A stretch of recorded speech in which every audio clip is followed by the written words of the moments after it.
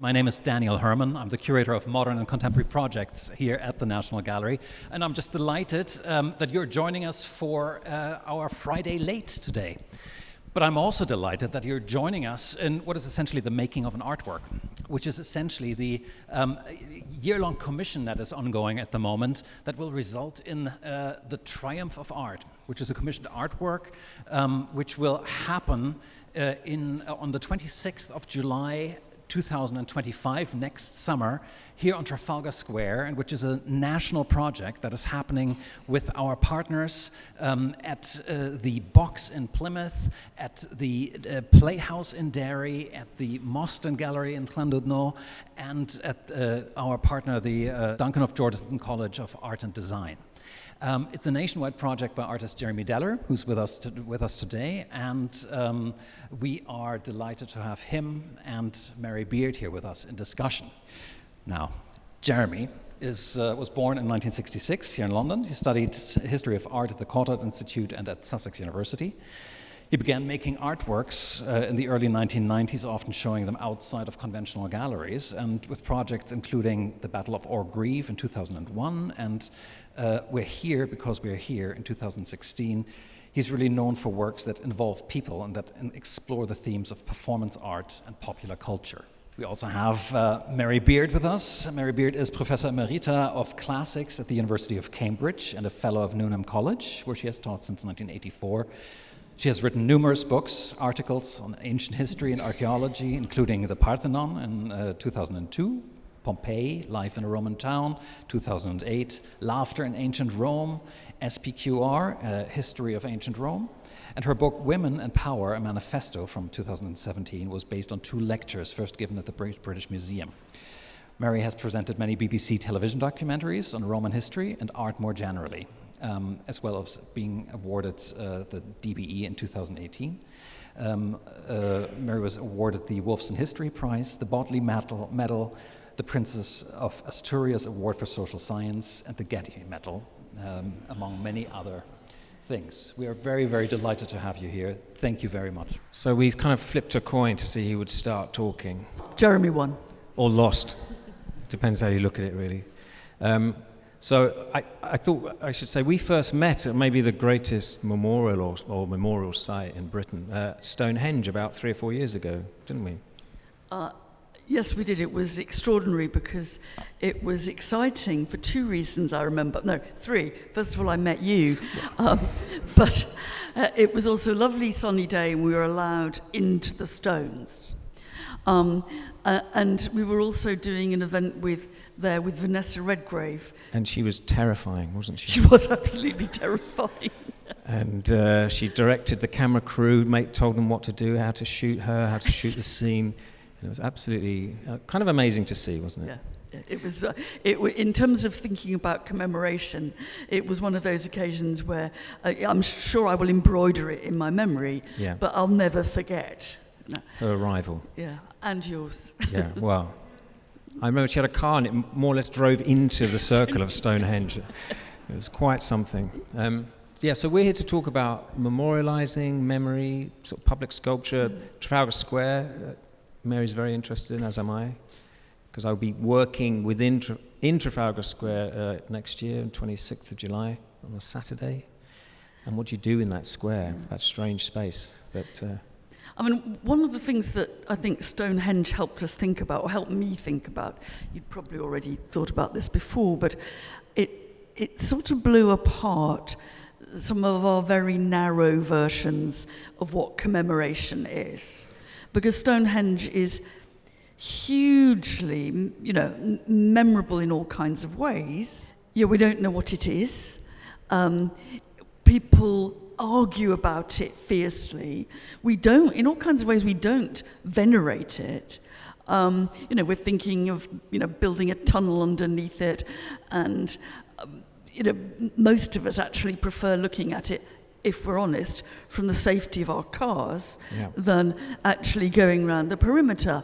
And yet, in some ways, it acts as a way of thinking about nationhood, heritage, our engagement with the distant past, even though it's reconstructed, because some of it was put back together, hasn't always quite looked as good as it does now, and it's utterly mysterious and in some ways quite rebarbative, actually. I think it's quite, yes, I think it is. I think the thing about Stonehenge is that it is a mystery, and if you base your national identity on what is effectively a mystery, I think that's a pretty good start. And also, for me, it's still the most contemporary structure in Britain because it's always in the news. It's always being discussed. There's always a discovery which is meant to enlighten us, but actually deepens the mystery often. And so it's always on our minds, and it becomes, every generation has its own version of Stonehenge, maybe, you could say that. And it's very much a work in progress, and it is added to by the kind of interventions that you make. Like, let's have a muck-up, bouncy castle Stonehenge. I mean, what you see there is that doesn't take away from Stonehenge. No. It sort of adds to the things that you can think about. And I think there's one picture in Art is Magic that is totally wonderful, which is some naughty little kid, yes, male, who's climbed right up the bouncy castle version of Stonehenge. Such a young, it's like a 7-year-old girl, I think. She's sort of, she's sort of. I thought it was male. She's right up, totally illegally, sort of like, and it's a wonderful Brilliant. photograph. But it was, yes, that became a place for misbehaviour maybe, and enjoyment and fun. And so it reminds us, I think why it's therefore what it's good at doing is reminds us that commemorations, and the best sort of commemorations, are not just celebrations, because we don't know what Stonehenge is celebrating, and they're not things that we have to take with a kind of respectful kind of veneration. That commemoration is not about celebration. It might be partly that, but it's about arguing, engaging, behaving badly near, making whatever the object is mean something for you. And I suppose it's also about the passage of time, because it's always like the 50th, it's the 100th, the 200th. So you think about what's happened in that intervening time and if the meaning has changed to that initial event or that object. And so that's all another thing that I'm interested in. I mean, Jeremy said that I was very keen on Trafalgar Square, which I think is, Trafalgar Square is in some ways is, another version of Stonehenge, a very different sort of Stonehenge. But I was brought up to think that Trafalgar Square had always been the same, that it was frozen, it was sort of vaguely imperialist, or more than vaguely imperialist, but it was a kind of fixed marker that you didn't mess with. And it was only, I think, about 10 years ago that I started looking at the stories of the statues in Trafalgar Square and discovered that they'd always been being moved, they were being controversial, people were saying what rubbish they were. My favourite occasion, and I think it was an occasion where the idea of what commemoration was really came to the top of the agenda, was when, after the death of Prince Albert, in 1858, they moved the seated statue of Jenner the smallpox man from his position in Trafalgar Square to where it now is in Kensington Gardens. And Albert had been very keen on Jenner, and so no one had dared touch Jenner until Albert had died. And you thought, wouldn't Trafalgar Square be a completely different place if we had a seated scientist as well as these blokes on horseback? And at the time, our view that the people in the 19th century never quarrelled about their commemorations. They were all utterly, they utterly knew and agreed who and what should be commemorated how. The doctors in this country started to say, okay, guys, so do you mean you only get a commemoration in Trafalgar Square if you've killed somebody, whereas if you've saved lives, you get moved off to Kensington Gardens? And you start to see our version of not just the very obvious cases of statue wars, but our version of what commemoration is and how you argue about it. We recognise our own disputes, but those disputes are not new. Commemoration has always been having an argument. Is there anything in ancient history or Roman history that's similar, when a statue has gone up of an emperor and it's been torn down by the mob or replaced in any way? Everybody's always... the history of statues is surely the history of statues being pulled down. Yeah. And there isn't anybody... I challenge anybody to say they think no statue should ever be taken down. We all agree that some should be taken down. We can't agree on which. That's the problem. And I think that we've tied ourselves in knots a bit because of this false view that somehow they're static. So all you can do is take them away and forget they were ever there, or have them, or leave them. And in the ancient world, certainly, I think we feel a bit anxious about doing this, but they saw commemoration as work in progress. The commemoration changed. It was you could mess with it, you could meddle with it. You've got a statue of one emperor and you don't like him anymore. What do? You re-chisel his face so he looks like the next emperor, and you put a new label underneath him. And that is part and parcel of sculpture being on the move, and commemoration being on the move, and who you want to commemorate being able to be quite economically changed. Because presumably people didn't know in the far reaches of the Roman Empire what anyone really looked like, so you could just change the name almost and just say... That is true, you just put a new name and everything's fine. But then I don't know what Jenner looked like, nor do I know what Nelson looked like either. Yeah. But the good thing about Trafalgar Square is you can't see Nelson, so it doesn't really matter. No. So we've also, with Trafalgar Square, I don't know if anyone knows, but the fountains were put in later as a method of crowd control. So you couldn't assemble thousands more people than you would have done otherwise in the square, because they are gigantic. If you look in the square, they take up about a third or almost a half of the surface area. It was an anti-populist move, because, again, the way I was taught Trafalgar Square in terms of, insofar as I was, is that it was somehow establishment space.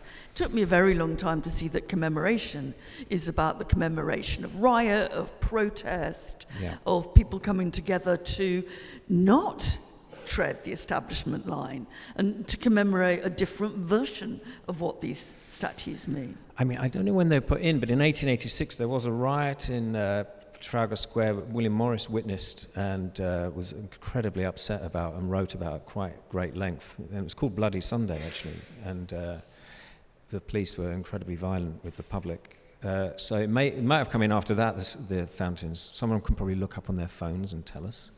But no, it is extremely interesting that we've, in terms of kind of newspaper coverage at least, we've made commemoration be a rather conservative, and sort of unchanging thing, whereas commemoration is mobile, commemoration is of radical protest as much as it is of, trooping the colour or whatever.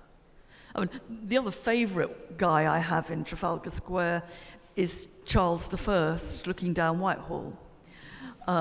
Because I think he reminds us that commemoration isn't celebration. That there may be some fans of Charles I in the room, but I think probably not many. What's interesting, unless you people from the National Gallery know better, there hasn't been any or much of a kind of let's topple Charles I moment in that statue, looking down to where he was executed. And you think, why, what are we doing when we're looking at Charles I on horseback? We certainly don't think that, he'd got it right with the divine right of kings. And somehow I think that it brings out yet another sort of half awkward sign of commemoration, which for me, I think Charles I makes us remember what we collectively, what we Democrats did.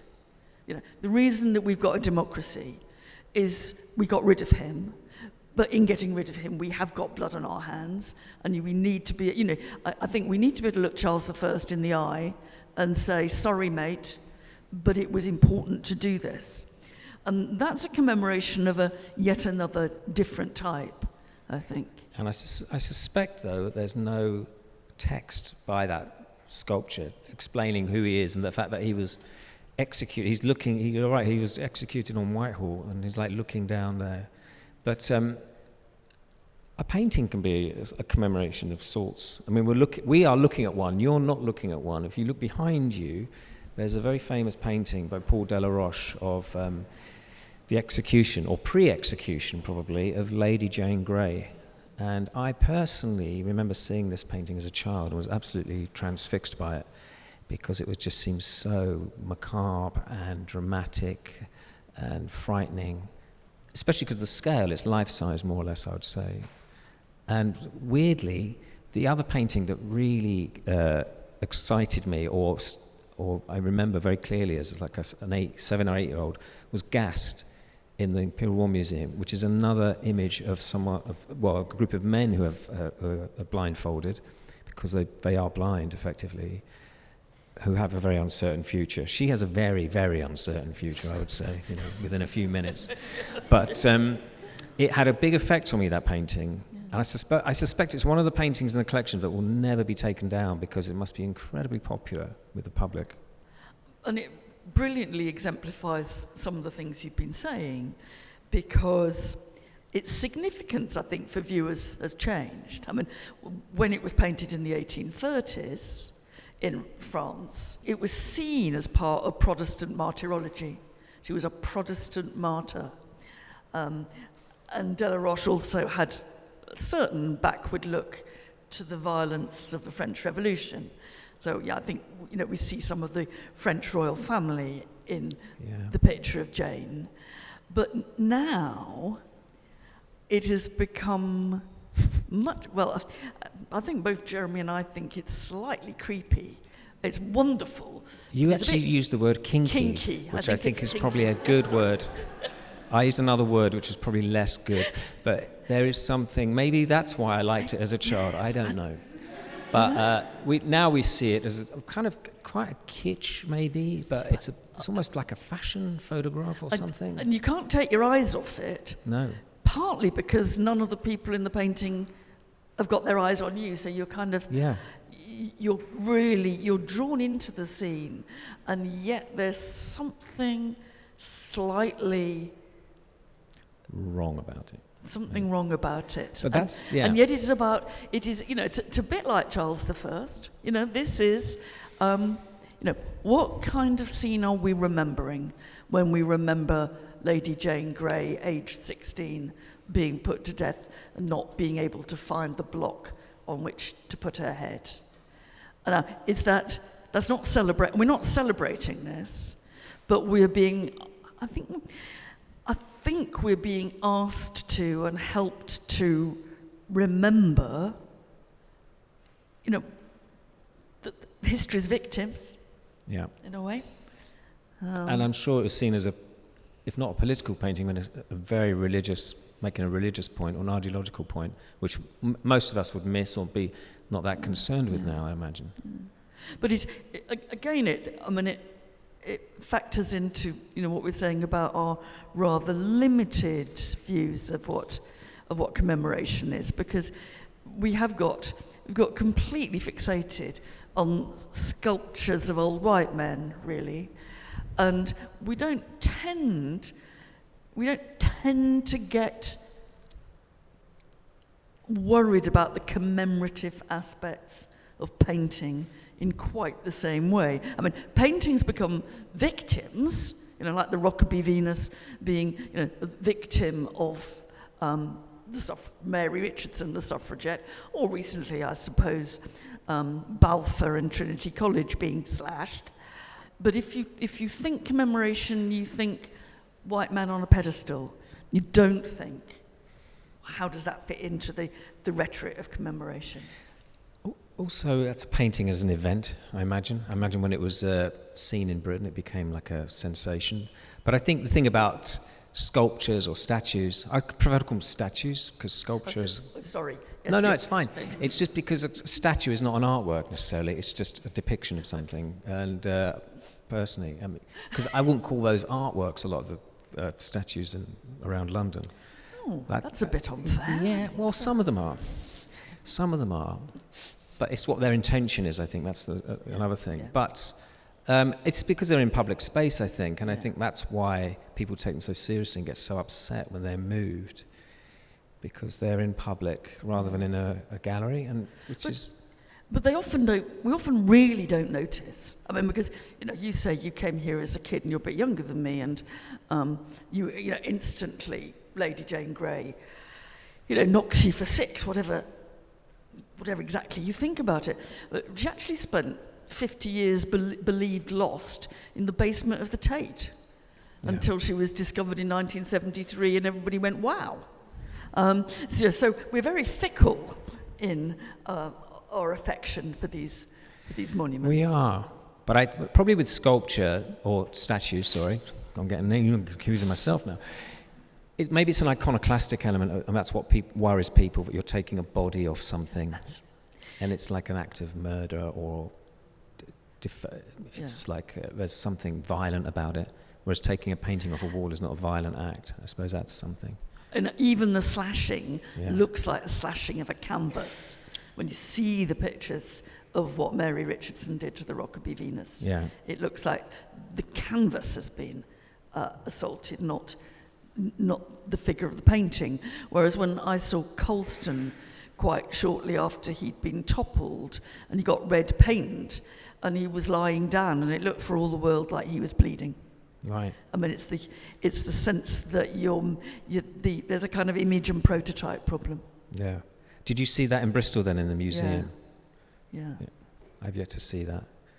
When I was in India a few years ago, I was in Calcutta maybe, in the museum in Calcutta, and I went around the back of the museum, and they had a whole row of statues of Queen Victoria, and they all were smashed, the faces were smashed in. Someone had assaulted them, basically, and they'd taken her down, basically. And I don't know if there are any Queen Victoria statues still up in India, actually. I'd be surprised if there were many. There's a nice essay, and I can't now remember where it is, but it's a nice essay by Tariq Ali, who talks about growing up in Pakistan and having re-signified the statues of Queen Victoria. And he said the Queen Victoria was where they used to go and smoke in the evening. They used to meet on the steps of the Queen Victoria statue. So they'd somehow appropriated her. It was commemoration of a quite different type. They didn't bash her up, but they were using her for their pleasure. Yeah, well, that's interesting. Well, This was much more violent. Quite shocking to see it, weirdly. But I suppose what interests me also about Trafalgar Square, as opposed to here, this is a very calm place on the whole. It's a place of high art and high culture with Greek mythologies. The sort of high art and of visual culture and literary culture, and yet you have Trafalgar Square, which is a place of chaos, effectively. I mean, it's even tonight it's chaos with this sort of staging up and music, and so you have there's a real tension between these two spaces for me. Although Trafalgar Square gets presented to us in photographs without any people in it, and nice kind of line drawings or engravings from the 19th century, where everything looks as if it is absolutely calm and a monument to those, silly guys. I mean, the statue of Napier, which I can't remember which one it is now, nor can I remember very well what crimes Napier committed. But even conservative critics in the late 19th century were saying it was probably the worst statue that they'd ever seen. Oh, that's good to know. And it's all dressed up as part of a scene of commemoration. Yeah. But it's one in which we can disaggregate, we can not like it. I mean, James II, who has been just in front of the National Gallery. James II has been the subject of a call to get rid of him because of his links, more than links, with the Royal African Company. He only arrived here in 1946. He'd been somewhere completely different. And even Charles I, now looking down Whitehall, he was put up first in Roehampton, then buried while the Civil War took place, and then found again. So there's what we do is I think we're absolutely not just complicit, but we're active agents in changing the nature of these commemorations. So why is it at the moment so controversial? More than it's ever been, or it feels it's been in my lifetime, this discussion around statues and public art and commemoration. I'd like to say that we're probably being a bit presentist there, and that what goes up in public has always been a matter of dispute, and it's always been controversial. And I think that, the Colston moment crystallised it, didn't it? And it was partly post-Floyd, and it was partly mid-COVID, where suddenly it turned a particular lens onto a particular group of statues, and made us think, I think, that we were the first people even to have noticed that there was lots of statues around of very bad people. Also, the toppling of it as an image went around the world. It's obviously something very primal or visceral about doing that to something. And maybe it just speaks of very deep sort of hidden desires and thoughts around statuary and human beings and so on. It seemed to be like it was really activated so much, didn't it, as a act? And I was very pleased, don't get me wrong, I'm quite keen that Colston is no longer there. I'm very happy. But it was also filmed on and watched on everybody's iPhones, and you have to hope that the iPhone owners reflected on the conditions of the workforce that made their iPhones as they celebrated the toppling of the slave trader, I doubt it, though, somehow. I've got this feeling that I doubt it. But we're all, like Colston, very good at not noticing things far away. Yeah. And in some ways, that's what commemoration helps you do. Or in our hands, even. Or in our hands, we don't notice. Yeah. We don't notice the process of manufacture, and I think that commemoration can help that. Actually, I think that we can be more imaginative in bringing not only the past but the outside world to us. I was asked to commemorate, how would you commemorate the Battle of the Somme? And I did, in 2016, I did a project, it took a lot of planning, where I commemorated the Battle of the Somme by having people appear around Britain, thousands of people appear in very accurate First World War uniform, and just move through Britain, not speaking, and just in groups, and then convening at the end of the day, and then doing certain things. But it was unannounced as well, because I felt you can't have the traditional way of a war memorial is an object, a big object, almost a monolith, like something from Stonehenge. You'd go to it and you behave in a certain way and then you'd leave. Or it's like a pile of boots or something like that, or poppies even, let's say, for example. And I felt it was something that had to actually infect the country like a virus and be unannounced as well. So I got lucky in a way, because I had the idea, and it was 98% of that my idea happened, and the 2% that didn't, if I can say what the 2%. Oh yeah, go on, tell us. The 2% was I wanted people in First World War uniform to sleep rough overnight and wake up in the morning with other people who sleep rough for real. A lot of them have been in the armed forces, and just start the day sort of 5 o'clock in the morning at Waterloo Station or outside, or just around here actually. Yeah. But that just wasn't going to be possible, unfortunately. But we went to Northern Ireland, which was very important, and it really travelled around the body of Britain, which is. So I'm talking a lot. No. But for this project, I'm having to bring the rest of Britain into London, basically. Daniel said those places like Dundee, Derry, Llandudno, and Plymouth, and bringing parts of those parts of the UK into the heart of London. And what does that mean as well? I have to think about that, which is quite a responsibility potentially. But I think, you're still being very discreet about what the project is going to be.